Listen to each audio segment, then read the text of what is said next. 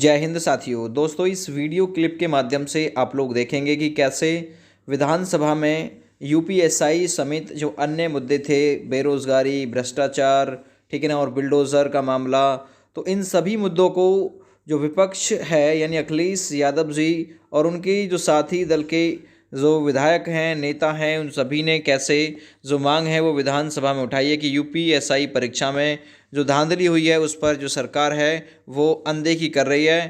ठीक है, जानबूझकर मामले को तहस नहस किया जा रहा है। देखिएगा क्लिप।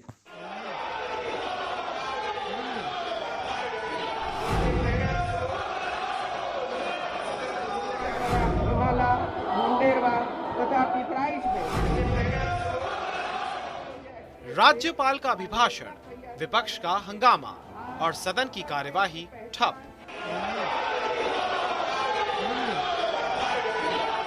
उत्तर प्रदेश विधानसभा का बजट सत्र आज से शुरू हो गया है। सेशन की शुरुआत राज्यपाल के अभिभाषण से हुई। जब तक कार्यवाही शुरू नहीं हुई थी तब तक तो सब कुछ ठीक था। पक्ष और विपक्ष के नेता एक दूसरे से मेल मिलाप कर रहे थे, लेकिन जैसे ही राज्यपाल का भाषण शुरू हुआ, विपक्ष ने हंगामा करना शुरू कर दिया। अखिलेश यादव के नेतृत्व में विपक्षी विधायक हंगामे की तैयारी पहले से ही कर आए थे। हाथों में पोस्टर, बैनर और जुबान पर नारे।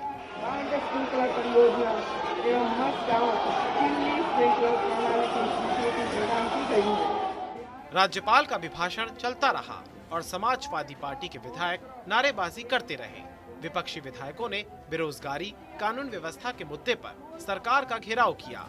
लखनऊ के इको गार्डन में बैठे दारोगा भर्ती के नौजवानों का मुद्दा भी विधानसभा में गूंजा।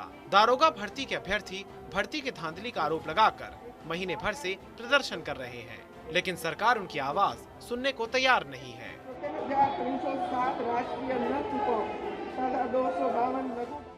राज्यपाल का अभिभाषण 1 घंटे से ज्यादा वक्त तक चला और पूरे भाषण के दौरान विपक्ष का हंगामा चलता रहा।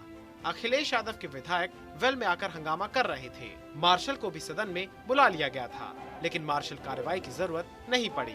विधानसभा की कार्यवाही स्थगित होने के बाद समाजवादी पार्टी ने ट्विटर पर लिखा, महंगाई, बेरोजगारी, ध्वस्त कानून व्यवस्था, भर्ती परीक्षाओं में धांधली, सरकारी स्वास्थ्य सेवाओं में व्यापक भ्रष्टाचार, गरीबों के घरों पर चल रहे बुलडोजर, बेहिसाब बिजली कटौती, असुरक्षित बेटियों, किसानों की दुर्दशा के मुद्दों पर सरकार से जवाब मांगते सपा विधायक।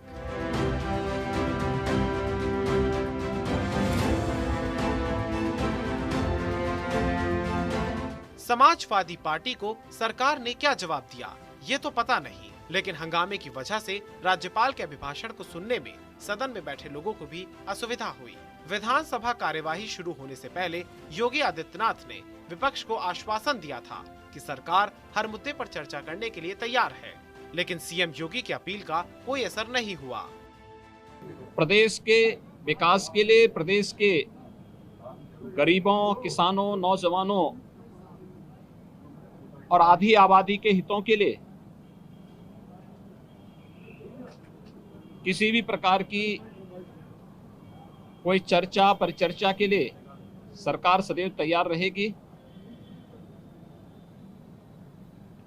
स्वाभाविक रूप से सभी सदस्यों को इस अवसर पर सदन में अपनी बात को रखने का मौका भी मिलेगा, लेकिन मान्य सदस्यगण अपनी बात को तभी सदन में रख पाएंगे जब उस प्रकार का माहौल सदन के अंदर विपक्ष बनाने में अपना योगदान देगा।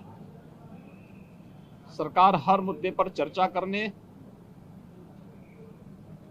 और प्रत्येक माननीय सदस्य के द्वारा उठाए जाने वाले मुद्दे को एक सार्थक और सारगर्भित चर्चा के साथ ही उसका उत्तर देने के लिए भी पूरी तरह तैयार रहेगी।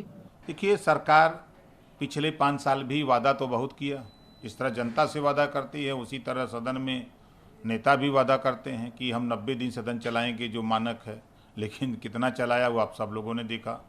उसी तरह सरकार नहीं चाहती है कि सदन के अंदर जनता से जुड़े हुए मुद्दों पर चर्चा हो, विपक्ष उस बात को उनके सामने रखे। वो भाग रही है, सरकार भागती है कि विपक्ष सही बात जनता के बीच में हमारे सामने रखे, हम उसको न करें तो जनता में हमारी छीछालेदर होगी। इस नाते ये छोटा सदन चलाने का काम हमेशा से किए हैं और करते रहेंगे। हंगामे पर डिप्टी सीएम केशव प्रसाद मौर्य ने कहा कि समाजवादियों ने अपने चरित्र का प्रदर्शन किया। हम तो सार्थक बहस चाहते हैं, लेकिन वो चर्चा होने नहीं देना चाहते हैं। प्रतीक तौर पर किसी को विरोध करना होता है तो वो करता है, और सरकार के खिलाफ उन्हें कुछ भी विषय ध्यान में आता है तो वह जब महामहिम राज्यपाल जी के अभिभाषण पर चर्चा होती है तो विपक्ष अपना पक्ष रखे। जब उनको जवाब देने का काम होगा तो उनको जवाब दिया जाएगा। उसके अतिरिक्त अगर कोई उनके सवाल है तो वो अपने सवाल रखें, क्वेश्चन आवर में रखें। लेकिन आज जो प्रदर्शन उन्होंने सदन के अंदर किया है वह अशोभनीय है, और मैं यह मानता हूं कि समाजवादी पार्टी को जिस प्रकार से जनता ने लगातार 2014 से नकारने का काम किया है, आगे भी पूरी तरह से उनको नकारेगी।